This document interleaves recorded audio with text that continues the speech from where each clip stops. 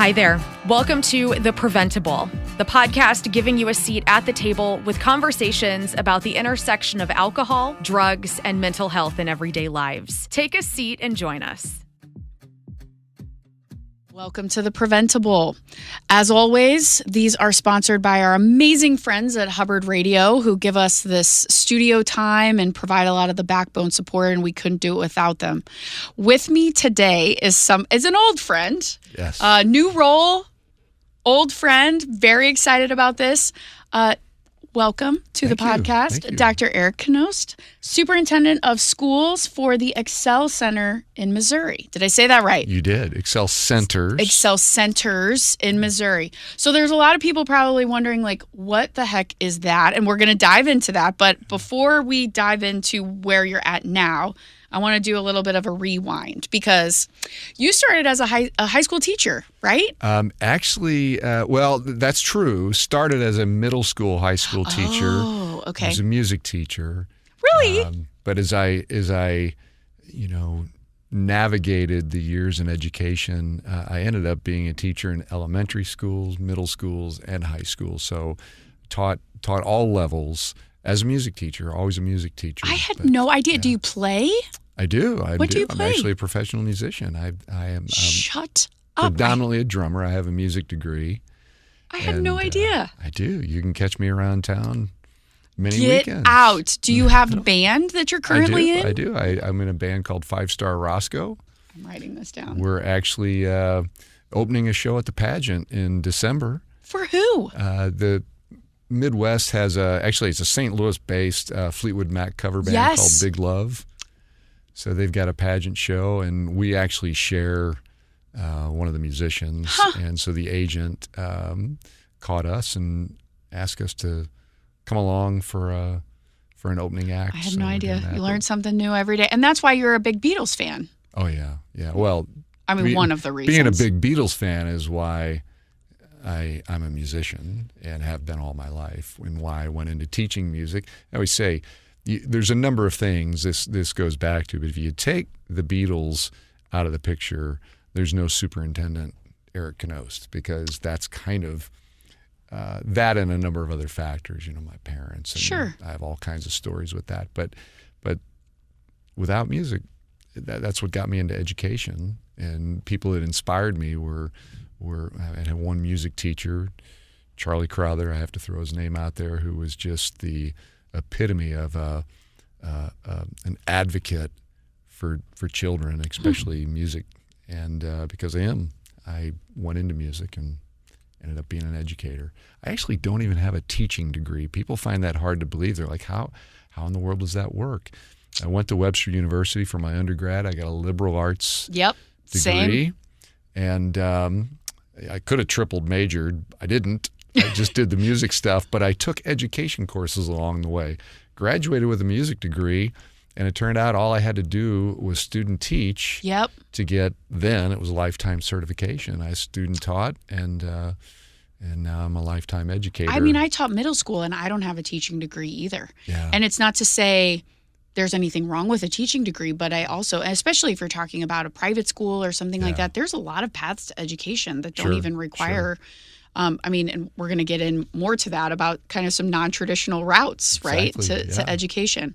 So did you have a favorite grade, or not grade, but like, did you really like elementary, middle, or high? I mean, I would think high school because that's kind of been where you've been, but maybe I'm wrong. I had certain things I liked about all of each them. one, yeah. And at different stages in my career, I think that maybe changed. And I have to tell you, just full disclosure, in all these years now of being a superintendent, especially prior to the Excel Center, but I ended my career in Iowa as a superintendent. Yes, and that was for an elementary school. No, it was a K-12. Was it K-12? Okay. But even my years in Rockwood. Oh, because it would have been the superintendent. Just the relationships that I was able to build with elementary kids just made the elementary end of it so very, very special. I mean, people who follow you on Twitter, they know that like you really love the pictures of the younger kids, and it was a thing. And part of it's because and again maybe a music connection, but I think everybody likes the opportunity to feel like you're special to people. Everybody wants to feel like a somebody. And when you walk into an elementary school and you're a superintendent who stays connected, so they know who you are. Students always call me DK.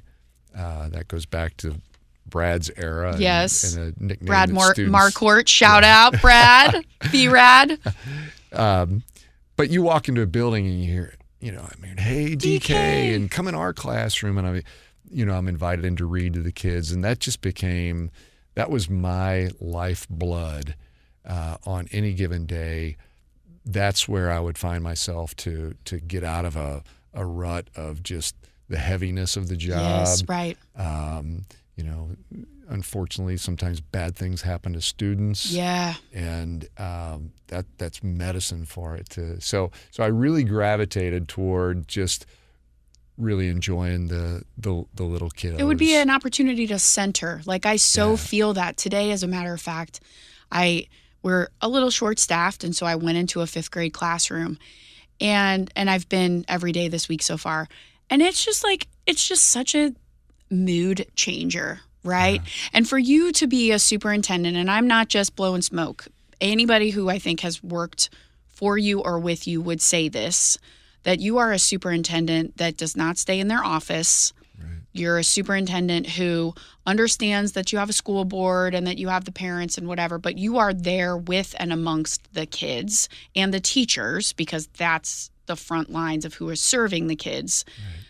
But you're, in a way, again, I'm not blowing smoke, but you're kind of, for those like elementary kids, kind of like a little bit of a celebrity. In a way, like you're the one in charge, right? Like you're the president of their school. The boss of the bosses. You're the boss of the bosses. Yeah. And so for you to be able to go in and, take selfies and whatever, I mean, I think it sets a tone. It sets a tone. It did. And it was in many ways, I never hid that it was self-serving, because it would fill me up. Mm-hmm. I mean, it was the inspiration I needed, because kids are amazing, and if you're around them, my daughters are now learning this. Because they're teachers now. They're both teachers. Yes. My older daughter's middle school and high school. My younger daughter's elementary. Both music, I have to say. Love it. If my wife Julie was. Got to mention Julie. She was a biology teacher. That's how we met when we were teachers together in Rockwood. But she would always say, not even one of you could go into science. No, nobody can go into science. Yeah. That's I can actually hear Julie saying that. Well, I mean, and I think so for those of you who maybe don't totally know, you were a teacher within the district, and you were a high school teacher for a while, right, at Marquette? I was at Marquette. I was a high school teacher at Lafayette as well. Oh, okay. And then you became soup of Rockwood Schools. Yeah. Well, I originated, as when you asked me the question, I did start as a high school and a middle school teacher in the Windsor School District. Oh, shout out Jeffco. Yes, love it. Yes, that's where I started, and was kind of recruited out into Rockwood. I like to say it that way anyway, to be a teacher there. From there, after being in elementary schools, middle schools, and high schools, was kind of gravitated toward administration. And my first administrative job was in Rockwood, but I was basically an elementary assistant principal. Okay. And then I slowly traversed the hierarchy of administration. Went into Parkway for 5 years. Yes. I was an assistant principal at Parkway North High School. Yep. I wanted to be a principal, and then I jumped down to the Melville School District. Yes. I was the principal at Oakville High School, where I met Brad as a student, and then ended up being in Melville for 12 years and became the superintendent there. That's right. Yes. And then. You were there. How long were you superintendent in Oakville? 12? Is that what you? No, I was there for 12 years total. Principal.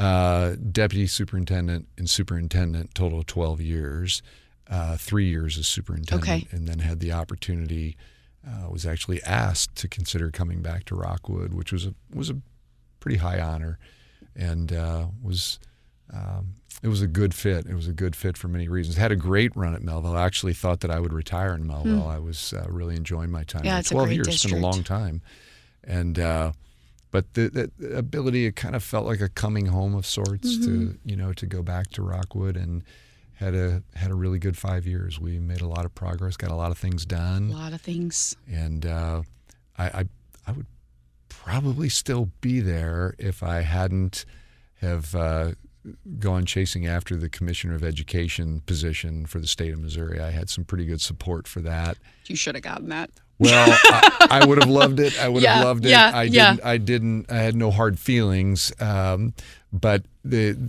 they were going to select that position potentially in the middle of the year, and I wanted to stay true to Rockwood. And that would have been hard. I didn't want to leave mid-year or cause them to have to do an interim superintendent. So I felt like I had a good shot at it. That's not based on being arrogant or high opinion myself. I had support all around the state. But I put in. I was finalist, but didn't get it. And when I was done, I thought, well, now what do I do? So I go to Iowa. Went to Iowa and did a 3-year stint as a superintendent, and had a great time. Great people, great town. I was in Council Bluffs, right across the river from Omaha. It's beautiful there, isn't it? It really is. Yeah. People don't understand when you're, Council Bluffs. You have some bluffs. You're up a little bit, but looking west over Nebraska, you have beautiful sunsets every single night. And Omaha's really cool. Omaha Council Bluffs is really cool, by the way. Yeah. Oh, yeah. There's just it's kind of like Omaha's kind of like a mini St. Louis. I couldn't agree more, actually. Yeah. Mm-hmm. So it's kind of a little scrappy. It kind of has like a chip on its shoulder in like the best way possible. Yeah. Really good food there. Great food. Really food. Fun. Like a lot of things to do. Were you still playing music when you were living in Iowa? Did you switch bands, or would you come home on the weekends? I did. I had a lot of airfare. Frequent flyer miles. Yes, a lot, because I think originally I didn't know how long I would be there, and the intent was to get established musically there, but I never separated myself from my gigs here in St. Louis. They were a little less frequent, but I would probably come home a couple times a month, and then it ended up that it just a decision that my wife and I made about where we ultimately wanted to live, and I think she ultimately still wanted to be in St. Louis, closer.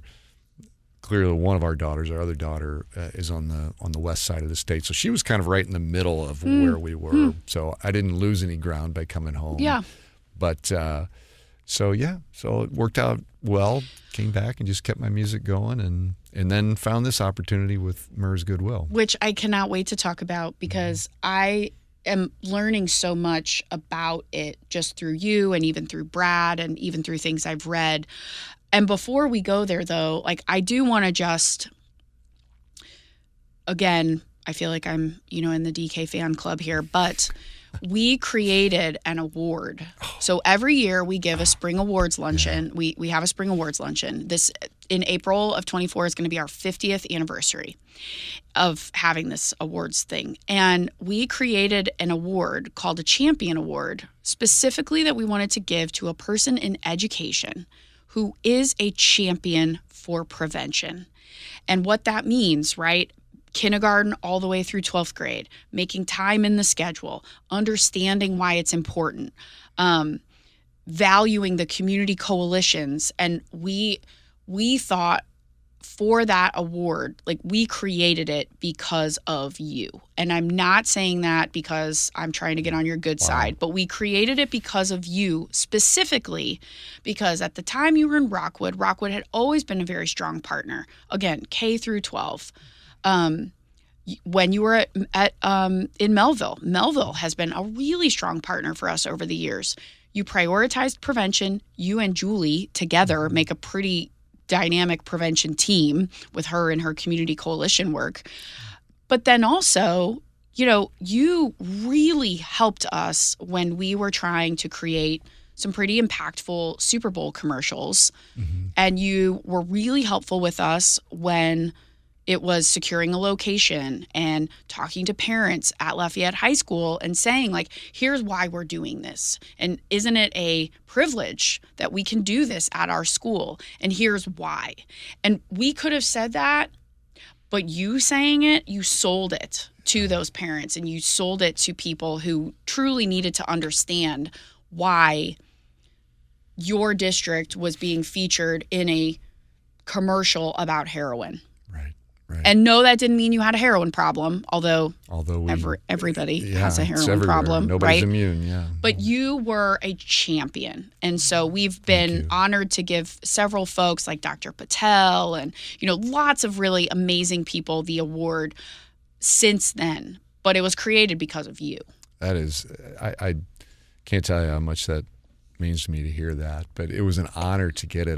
The work that Prevent+Ed has done for years has just been, it's one of those things, I think, whether it's a community coalition like Julie's work, it's so underappreciated by the people that need to be appreciating it.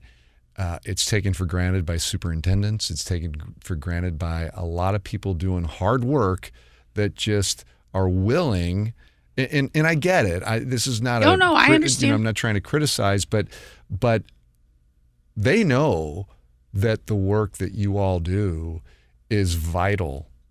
It's vital for our youth to thrive. And but it's easy to take it for granted, to get caught up in the work that you do in the administration, meaning the administrators in schools and such. And it's fortunately it's just there in some form, through Prevent+Ed, through a community coalition, through what have you. But without it, there's no doubt we'll never know in the exponential benefits. Right. People want to know, like, what have you prevented? Well, I don't know. We've prevented it. You prevented it, right? Right.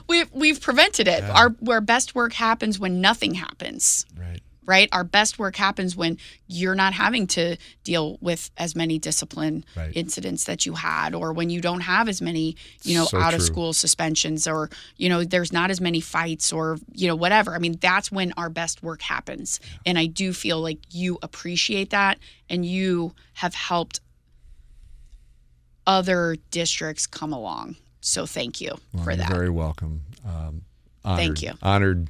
And I still, that award that you all gave me is sitting right on my shelf in my office downtown. Well, thank you. And it will travel with me wherever I go. Awesome. So speaking of your office downtown, I am so stoked about. Has this existed before? Is this new? I mean, talk to me about this. Yeah. So the Excel Centers. Yes. The original idea was birthed in Indiana. There's a Goodwill region there, and as we were discussing earlier, Goodwills are all independent. Which I did not know. Yeah. You blew my mind. Okay. A lot of folks think that. In our geographic area, MERS Goodwill, that was a merger that happened 15 years ago or so. Same line of work. Work assistance is basically the underlying piece.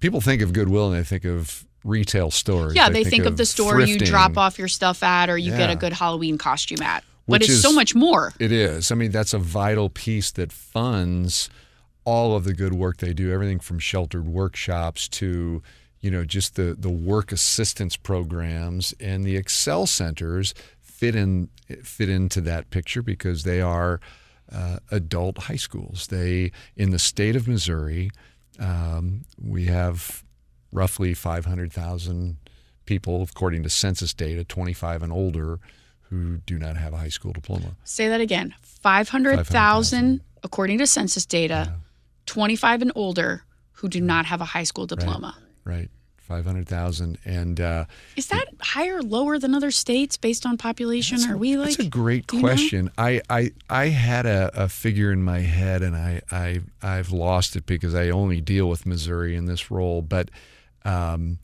it's a high number. Yeah, I was going to say, that seems like a lot. It's a high number. Yeah. I mean, well, throughout the United States. It's the millions of people that don't. So in comparison to states, I don't know where it ranks. But again, that the Goodwill company, the Goodwill industry in Indiana birthed this idea. And so they're kind of willing to you kind of buy the rights to the name, the Excel Center. And my CEO, Mark Ahrens, who just did yeoman's work in his former role when he, prior to being the CEO, he was a vice president, and he took this on. And right before COVID too, but they opened up some of these schools, and we're actually starting in this month of October. We will hit a date in a couple of weeks that will be we'll have 5 years under our belts, and we'll be starting a 6th year for a number of the 6, and not all of them. A couple of them are brand new. Yeah. But because you have 6 right now, you have 6 schools across the state right now, under the umbrella as an Excel Center. As an Excel Center, the idea is, therefore, in Missouri, it can be different from state to state. But in Missouri, we are there for anybody 21 and older who is interested in another shot at their high school diploma. And I always say, and I feel I have the right to say this, being that I spent so many years in public education, many times people refer to students failing in high school, and we have to own that as the adults and the people running the schools, that we often were the ones that failed students. Them. Didn't do it intentionally, of course we didn't, and there were a lot of variables and things contributing to the struggles, most of which we couldn't control. But no human being on the face of this earth is going to say that, yes, I failed intentionally. Right. There were factors. But so we say 21 and older because in public schools, 21 is considered majority age. So students, whatever struggles they're having, whatever needs they have, by law, they can be in high school until they're 21. So we don't want to compete. It's not our goal. We are not a charter school. We take zero money from Missouri's foundation formula that is for public education. When Mark Ahrens early on talked to me about this job, it was one of my I would imagine that would be, as a public school dude, like that would probably be a huge question for you. I couldn't be a bigger public school advocate. Always have been, always will be. And I could not have worked for a charter school. I could not have worked for a program that was taking money from Missouri's foundation formula, because it's already so underfunded anyway. Correct. But that's not the case. So we don't conflict with our education colleagues in the K-12 business, which is awesome. We do a lot of partnering with colleges, though, because we do. People are surprised here. We do have, enrollment opportunities where students can actually get college credit while they're working on their diplomas. So help me understand. And this is my ignorance, okay? So is a GED the same thing as a high school diploma? Not really. I mean, it's the equivalent. Okay, which is what it's called. That's what I was thinking. Okay, so my understanding, based on people I know who have felt like the best way for them to get their high school diploma was to do the GED, okay? My understanding in talking to them is that you're basically sitting in front of a computer. Maybe you have a tutor because technology has changed, or you're having trouble sitting at a computer the whole time. But basically, it's kind of automated, right? Right. And what I know about your centers in talking to BRAD and other people who are teaching, I mean, it is a school, right? So you get that in person. You get that instruction. You kind of even get the vibe of a school. Like it feels to me like a community college teaching high school kind of content. That's kind of what it feels like, because there's all different kinds of students. Right. Which is typically what you find at a community college. You might have people who went there right after graduation, or people who have gone back, or people who are trying to get a certificate. So you're not sitting in front of a computer to get your high school diploma. You're being instructed. You absolutely are being instructed. We've tried very hard to make them welcoming. We want them to, in some ways, feel like schools. In other ways, we want to look entirely different. I get schools. that, especially if people aren't really, like if school wasn't their thing, or if school was traumatic or whatever. Like I can imagine you'd want it a little different. You're hitting the nail on the head. I mean, I talk to our directors about this all the time, that there's so many things. I mean, we can't imagine the courage it takes for an adult. And we have, my goodness, we have students in their 70s. Forget about it. I can't even imagine the courage, gumption, guts, chutzpah, whatever you want to call it, to walk in. I can't even imagine. And can you imagine what you're going into this place where you're kind of saying in your own mind, I failed at this, so here I am, and now I'm an adult. And then on top of that, you've got all these degreed people around you. How do you not feel like they're looking down their noses at you? Totally. Even though they're not, and we stress that we don't want to, that they are our equals. In fact, they've accomplished some things in the world that we haven't. I mean, so many of them are working individuals and have families, and they did all that, and they're providing without something that we were fortunate enough to get. Absolutely. So that courage is just amazing. But they come to us. We don't have many students. Probably the age range that we don't see much of is that early 20s. Oh, interesting. Isn't it? Yeah. I was surprised to see that too. But I would think that there would be some that the first chance they get. But I don't. I could speculate about that, but probably wouldn't be exactly correct. But our average age is 37. And are they going all day, or is it like half day? You can. They can. Wow. Yes, we start classes early in the morning, just after 8:30, and we have 2 classes in the morning. We have lunchtime. We have 2 classes in the afternoon, and sometimes we have a dinner class that is kind of stretched over dinner. But then we pick them up again in the evening. And the difference in our evening courses is it's just one course in the evening. I mean, we have multiple offerings, but you would only go to one class in the evening, and it's a longer period of time, and you go 2 nights a week. So we have our evening classes Monday through Thursday. All of our schools are Monday through Thursday. And people aren't paying to do this, no, correct? It's absolutely free for those who need the work. So let's pretend that I have a job. I have a job. I'm, making ends meet. I'm maybe not thriving like I would want to, but I'm surviving. Why would I want to come to you? Yeah. Why would I want to go back into school, do it again just to get a piece of paper? Yeah. What would the benefit be? Pretend I'm a person that you've got to convince. So first of all, I think it's fair and appropriate to say that for some people may not be what they need to do. They may be completely happy with where they're at in their life, minus a high school diploma.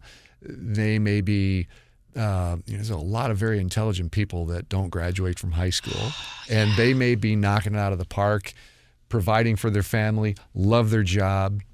Okay, so that's possible. But we also know that there's many who are doing well, but it's human nature to figure out how can I better myself. Make more money. And I think the reason blah blah blah. Like how can I? What's the next thing? What do I do to make it just that much better? Are you, whether you get stale in where you're at, or you just want to keep providing more for your family, or your needs change. Yeah. And I think something this was before my time with MERS Goodwill, but being that they do so much with work assistance. People would come to them and say, I really want to go into this field. I want to get the training for this. Can you help me do that? Well, that's what MERS Goodwill does. Sure. And unfortunately, I'd often find that there would be folks that didn't have a high school diploma, and they could help them with the work assistance, but ultimately they got to get over that hurdle. And back then, they would point them in the direction of getting a GED. A lot of people don't know this. GED is hard. Really hard. Really hard. I am so happy you said that. Yeah. Like really hard. Yeah. Really hard. And it is, you're kind of on your own, as you accurately described earlier. And so there's a whole lot of those 500,000 folks that I mentioned who have tried to go the GED route and unfortunately weren't successful there either. And unfortunately, there are a lot of careers that won't accept a GED. Right, that it's kind of mandatory to even get in the door. That's really where it came from. So to get to your question, here's the reason you might want to show up at an Excel Center and get enrolled. Because let's say you've landed work, you've got your family, you're providing for your family, but you think, boy, if I had this certification, maybe every time you go to Walgreens to pick up your prescription, you see pharmacy techs back there with their lab coat on, and you think, boy, I wish I would have had the opportunity to do that. Well, guess what? We can do that for you. MERS Goodwill has a growing list of industry-recognized credentials that you can tailor along with your high school diploma. And that's probably the biggest selling point. It's just hard to put that on a billboard. I know, right? How do you describe that on a billboard? So our billboards show graduates, adult graduates in their gowns, and hey, I got a diploma. But you may say that diploma doesn't excite me. But while you're working on that diploma, if we can set you up in that same amount of time to walk away with certification to be a pharmacy tech, a phlebotomist, a vet tech, get your CDL. Oh, wow. Okay. To be a truck driver.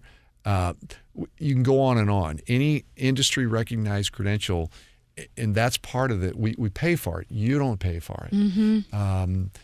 That's amazing. Some of these certifications, we were doing a talk. I wasn't. The great people that work with me who just do such great presentations on what we have to offer. Our life coaches. We have life coaches. We have college and career readiness counselors, and of course we have phenomenal teachers, many of which I'm happy to say I had the chance to work with in the past. So I've become a great recruitment tool for. Good for what you. do you want to do when you retire? But having a conversation where there was a student there, and he was hearing about being a pharmacy tech, and he was listening, and he just kept shaking his head, and he said, "Look, what you're telling me isn't right." And the person doing the presentation said, what do you mean? So you're telling me that I can go through your program. Our terms are, we have 5 terms in the year, and they're 8 weeks long. Oh, so okay. it's compacted. Yeah, Things are right. compacted. But we've also partnered up with companies who have created opportunities to get certifications. And Okay. some of them are as short as one of our terms. Well, and let's be real. I mean, we are facing an unprecedented staffing shortage, especially in, technical trades. Right. They are hungry for people. They are. They are hungry. And they come talk to us. I'm sure they do. Everybody wants to partner with us to find folks. But so you can come in. You do have to work on your high school diploma. You can't come to us and say, "Hey, let's just forget that. Right, I just want to do right. this." No, it's in conjunction with, but that's okay. We're going to make it work, and it's not going to cost you anything. And when you finish your high school diploma, within those hours you spent with us, we're going to get you to that job as a pharmacy tech. Yeah, did you just blow that dude's mind? He couldn't believe it because he had checked into the trade school versions of that were very expensive and 2 years long. Yep. And we said, no, we're going to put you into one of our terms, and you're going to come out with the exact same certification and the exact same ability. So that's the sell. To your point, what do I say to you as somebody that's saying, why do I need this? Because it's not only the opportunity for a high school diploma, it's the opportunity for a new career, potentially a new life. More, I mean, if it's something to shift and go in a different direction. And in the success stories we have. Oh, I'm sure that's the thing that keeps you going, huh? That and your staff, your team. Yeah. Graduate, get a CDL, open a trucking company. Oh, cool. That's what you put on the billboard. Right. But yeah, there's a trick in the marketing. I know. I'm not a marketing person, but I'm saying like that's the thing, right? That's the message. That's the message, right? And again, some say, well, now, I'd really like to go back to college. Okay, we've got articulation agreements with universities, colleges. So let's get you in some courses where you're going to get some college credit while you're working on your high school diploma. And then when you're done with your diploma, you already have some credit to go on up to St. Louis Community College and pick up and get yourself a degree there or a certification there. And it's everybody that comes to us starts wherever they left off. Mm-hmm. If they were in high school 25 years ago, they're going to tell us where. We're going to try to get that transcript. Mm-hmm. We're going to honor everything that they already had on that transcript. We're going to pick them up right where they left off. We're going to give them everything they need to get to the same 24 credits that Missouri requires for any graduate at any high school. It's the exact same thing. High schools probably have more in the way of electives. I was going to say, right. But we're Could you? I was going to ask. So you actually might have been reading my notes. I was going to ask, like, can people take an elective? Like, can they take music? We do have general music. We don't. It also depends on what's available in our teaching staff. Our teaching staffs are quite small, but what we do, we're not an online program, and we really haven't had the desire to be an online program, and that may hurt us a little bit because there's some people that want that convenience, but we feel that starts looking like a GED opportunity, and we have school Monday through Thursday. Friday it's kind of a catch-all day for our staff, but it's also a tutoring day, so students come in at will. Okay. But it's important for people to have opportunities. So if there is a course that a student needs and it would make sense to have them in that course now, but you know what? We're not teaching it at St. Louis right now, but we've got a teacher in Springfield that's teaching it. Well, we'll do an online version of that within our program. It's not a canned thing that's outside the program. And also, I'm thinking about the type of student you're describing that's kind of your typical, not that anybody is a typical, but I would imagine they don't have a lot of time to like take an archery class just because they want to. Right. They're there on a mission. Yeah. Right? They're on a mission. That's exactly correct. And I don't blame them. No, of course. The number one question usually right when they walk in the door is how long? When can I get this done? Right. And we can't answer that until we see the transcript. And then, of course, a lot of it depends on them. Do you want Yep. Like how tight job, do you want? Yeah, you can come take one class with us, or you could take technically during the day, you could take 4 classes.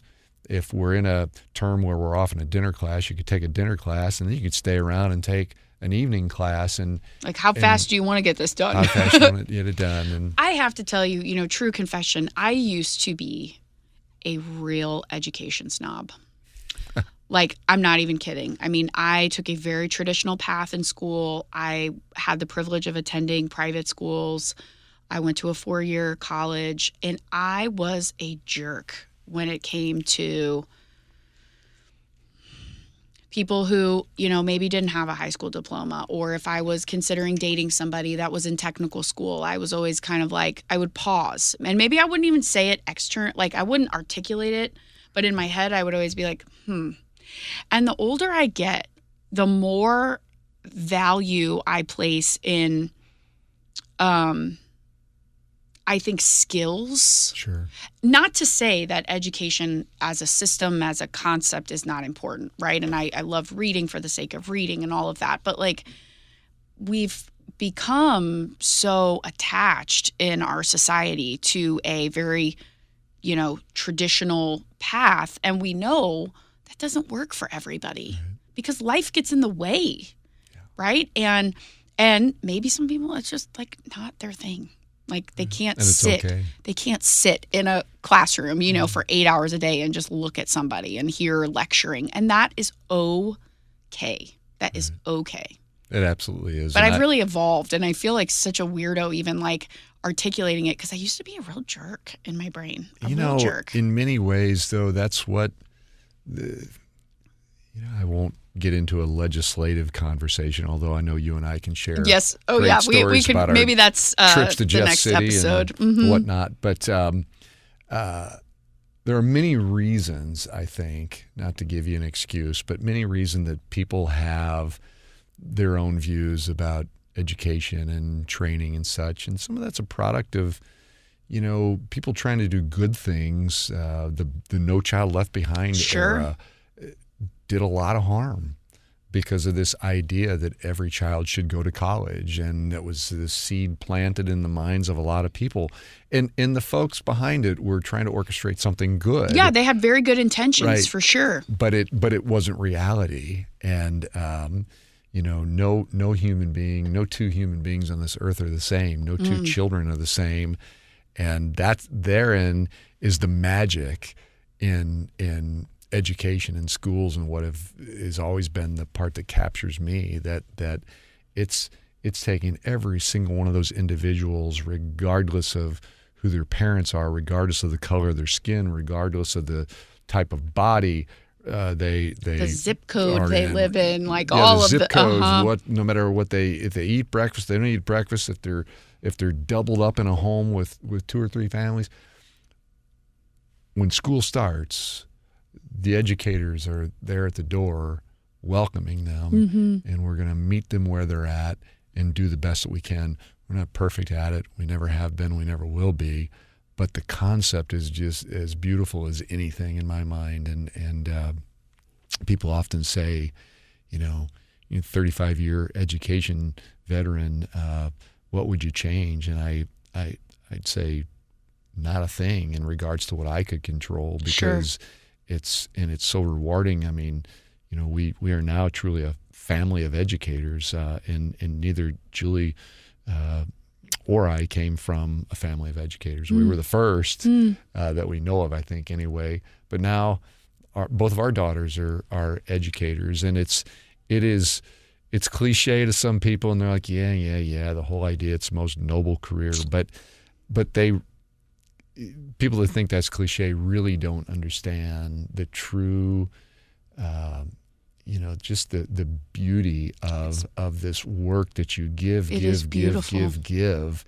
and you drain yourself and you go home with your tank on empty, but no matter how hard that day was, and maybe 2 days in a row, 3 weeks in a row, something's going to happen where you're walking 3 feet off the ground.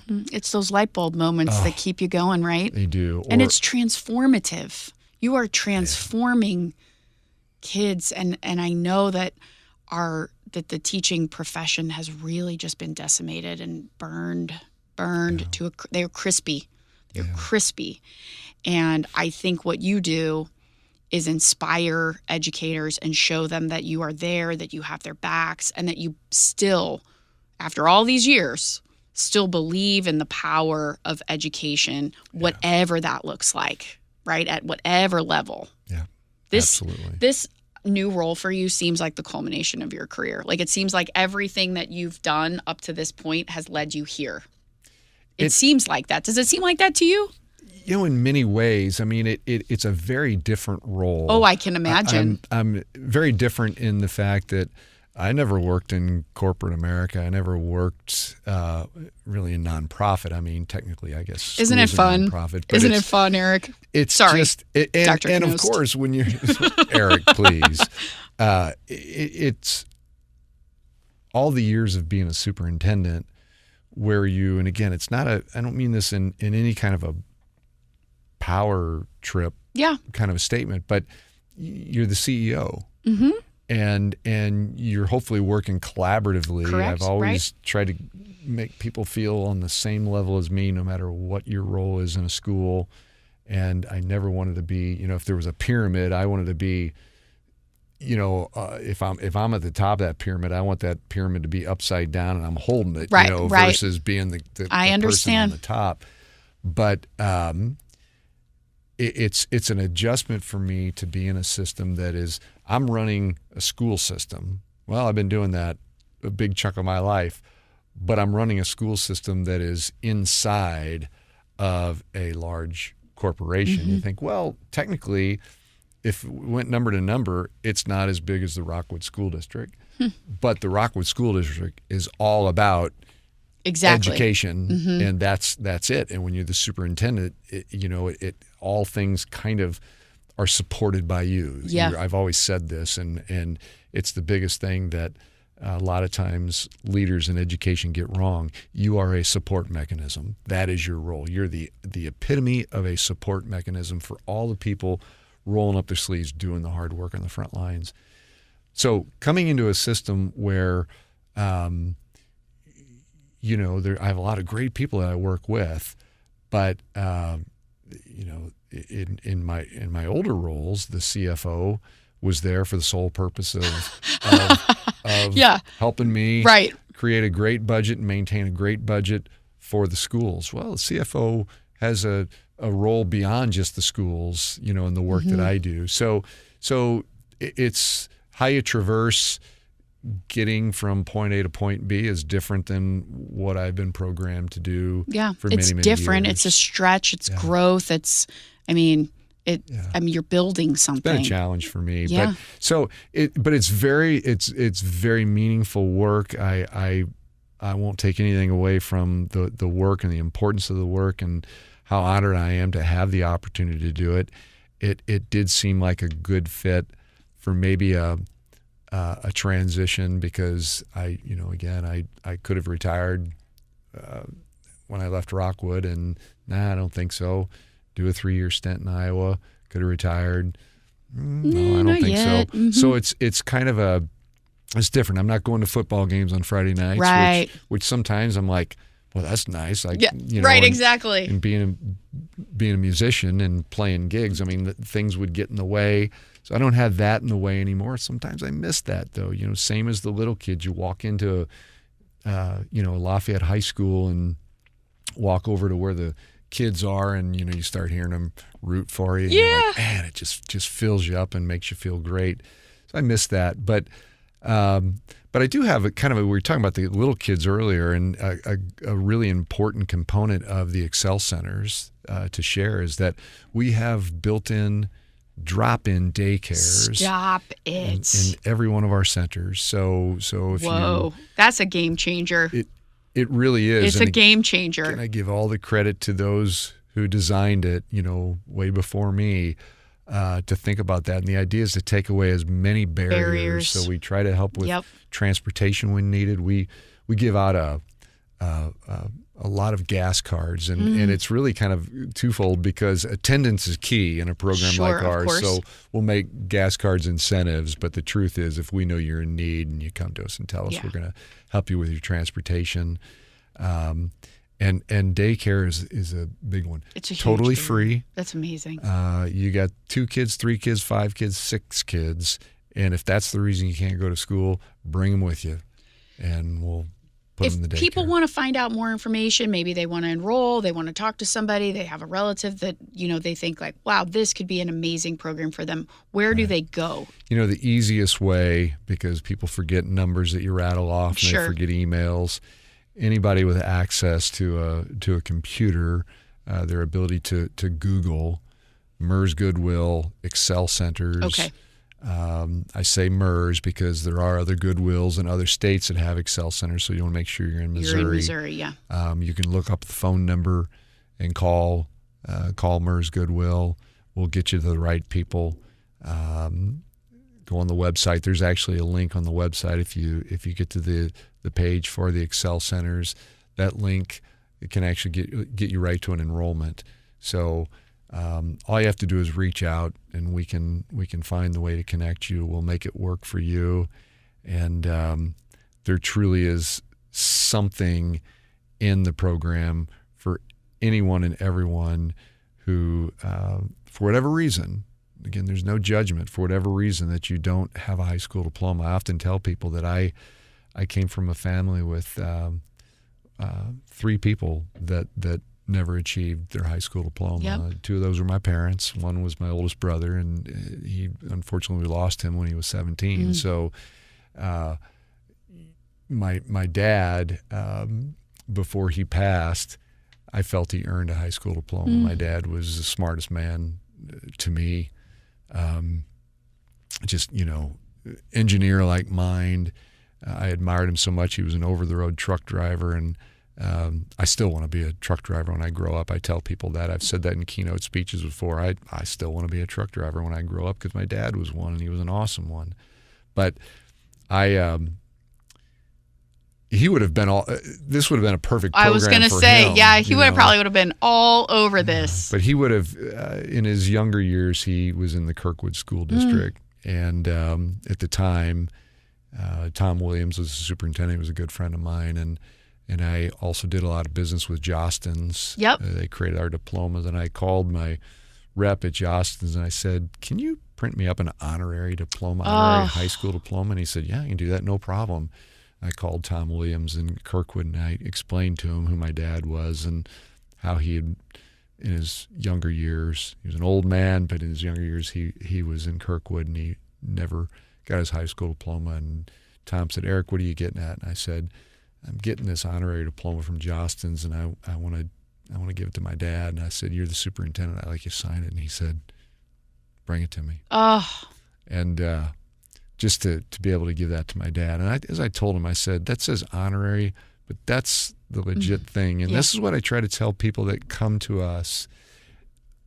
We are not looking down our noses at you. You have accomplished things in your life as somebody without a high school diploma that I don't know how you've done it. I don't have any idea. And the barriers that you had and the obstacles that maybe got in the way of you graduating from, I think through some of them, they'll break your heart. I know. And you think, I get choked up thinking about it. I know. Think, how on earth I couldn't have done that. I know. I could not have done that. And so I just admire these people so much. And it just feels great to. You're the perfect person for this role. And I think I can speak on behalf of a lot of people who have gotten to work alongside you, have gotten to work for you, have gotten to be educated by you. We're really glad you're back in Missouri. Thank you, We're Nicole. really glad that you're back. And this I am really appreciative of you for, again, understanding the importance of prevention, valuing it, but valuing education as a whole, whatever that looks like. Thank you so much. Welcome. I was like geeking out today that you were coming. Oh, I was very excited. I was so excited to come too. We should mention, I mean, since the space that you're in Prevent+Ed, we do have a lot of adult students who have dealt with addiction. Yeah. For sure. And in absolutely. many cases, absolutely. It could have been addiction and the early goings of addiction that kept them from getting a high school diploma, or addiction could have been partly the result of not getting a high school diploma and what is ever going on. Or it was in their family dynamic and was making it difficult for them to, be where they needed to be and do all of those things. I mean, we didn't even touch on that, but I mean, you're exactly right. I mean, it is such a huge part of where and how people end up in life. And I mean, it's just, I love that Brad is working with you all now. Like, I think you're employing, the staff you have are pretty incredible. From everybody I've met and everybody I know, I mean, they get it and they understand. There is no looking down. It's treating them like, okay, how can we do this? Let's be partners in this. And it's really incredible. Yeah, we are recovery friendly, and love that. Are you a recovery friendly workplace? Well, we started. Columbia just got their certification. Yeah, isn't that awesome? That. So it's amazing, and it's not hard. By the way, it's not hard. It's not really, but we're all of our we call our principals directors. They're in essence they're principals of their Excel centers, but they are all now aware of what Mike Reynolds, our director in amazing Columbia, has done, and the staff is, it's just great for the community in Columbia. So we're kind of, that's how we work things, we try you kind to of start with one and then spread it out. Yeah, let it be infectious, in a Oh way. my gosh, I had no idea. That was the icing on the cake. Yeah. Yeah. I'm so glad you came. Thank you so much for being here. Also, if you want to know more about recovery-friendly workplaces, we've mentioned it on here before, but feel free to reach out to me at Prevent+Ed.org. We can talk to you all about how great it is to be a recovery-friendly workplace and how it's not hard. It is not hard at all, and it's probably what most people are doing anyway if they're empathic leaders and bosses and understand that so true. Sometimes we got to give people second, third, fourth chances but also hold people accountable. So recovery friendly is not hard. It's not scary. Reach out to me if you need help. And in the meantime, thank you so much for being here. If you liked what you heard, please consider rating or reviewing this episode. Former educators, people who've got to work with DK, I'm looking at you. Give us a review.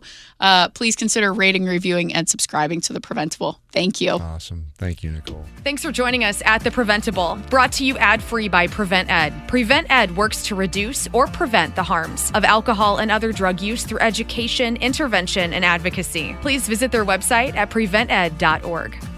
Like what you heard? Rate, review, and subscribe to stay up to date with what we are serving on The Preventable.